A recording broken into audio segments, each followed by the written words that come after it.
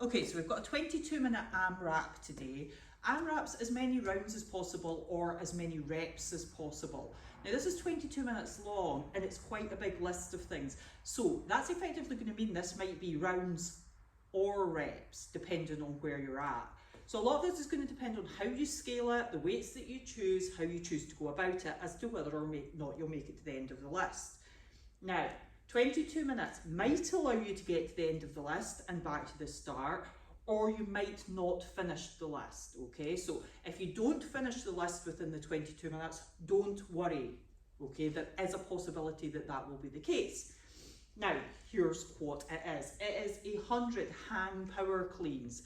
This is designed to be done with dumbbells or kettlebells, okay? 100 hang power cleans, 90 plank toe taps, 80 ground to overhead, 70 mountain climbers, 60 Russian twists, 50 floor presses, 40 jump overs, 30 American swings and 20 burpees. It sounds like a lot, but remember it is 22 minutes. Regardless, it is 22 minutes, okay? So whether you get to the end of this list or not, it's still 22 minutes long. Okay, so what are the movements that we've got to cover? We've got 100 hang power cleans. Now the hang power cleans are going to go from knee height to your shoulder. Okay, make sure that you finish with a stand at the top of each rep. Okay, so catch, stand, catch, stand. Now you can do these with one weight at a time. Okay, so if you're doing it with one weight, it might come down by your side. Okay, so just exactly the same as if you had two, except you can switch hands. Or it can go down between your knees and come to your shoulder. If you're using a kettlebell, then the likelihood is that you would rather it go from between your knees to your shoulder, okay? So, 100 hang power cleans. Every time a weight, whether it's each hand or separate hands, goes from here to here is one rep.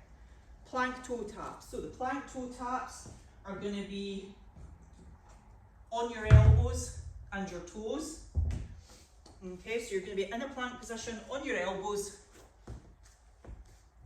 and you're going to be stepping your feet out to the side. So 1, 2, 3, 4, 5. If you need to make that easier, then you can raise your hands up onto something and do it like that. The higher your hands, the easier the movement. Then we've got 80 ground to overhead. So these can be done. If you've only got a kettlebell, then your choices are either to hold the kettlebell between both hands and move it like that, or do it as a kettlebell snatch. Now, if you've got a dumbbell, much the same. You can hold the dumbbell between both hands. The weight will go down to about ankle sock height, travel up overhead, keep it close to your body on the way up and down. Typically in the gym we would do this with something like a weight plate, and again the weight would touch the ground and go overhead. Okay, so 80 ground to overhead. We've then got 70 mountain climbers. So mountain climbers, you're going to be on your hands. The toe taps, you're on your elbows. Mountain climbers, you're on your hands. So you're going to be on your hands in a plank position. One foot comes forward, it goes back, other foot. So leave it sidey on, try and keep your butt down. Okay, and watch out for ending up here. So try and keep, when you're doing it, try and keep your shoulders over your wrists. Again, you can make this slightly easier by putting your hands on the raised surface and doing it like that. For the Russian twists, you're going to be sat on the floor. You're going to be sat on the floor for the Russian twist. Now, if possible, you're going to have your feet off the floor and your legs straight. 1, 2, 3, 4. If you bend your legs, you're making it a little easier. If you rest your heels on the ground, you're making it easier still. All of them are fine. You've just got to choose the one that works for you. Then the floor presses, like a bench press, but you're lying on the floor.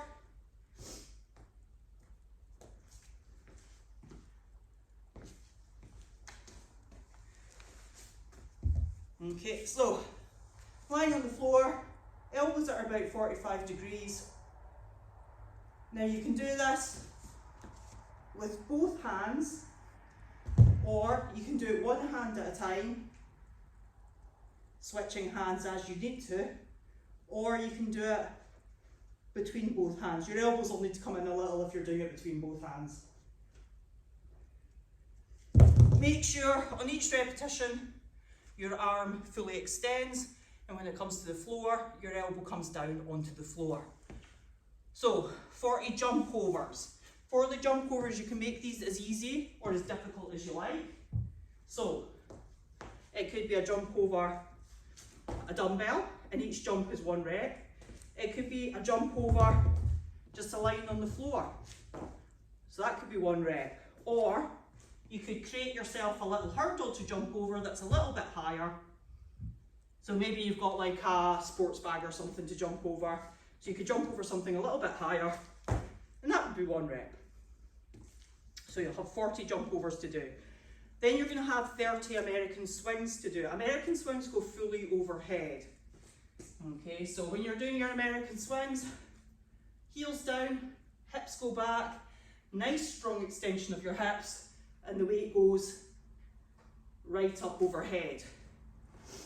If you're using something like a water bottle because you don't have any weights in the house, then hold the weight between both hands, exactly the same thing. It can just go overhead. If you're wanting to make a water bottle a bit heavier, get a plastic bottle, as big as you like, and fill it full of dry rice. Okay.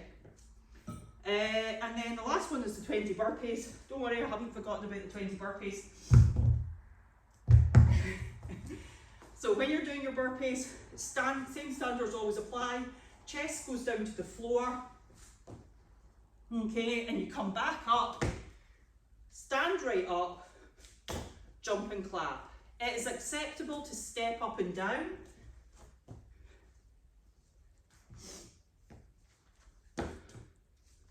That's acceptable. If you need to make it a little easier, you can put your hands on something, jump out, jump in, jump and clap. Or equally step out, step in, jump and clap.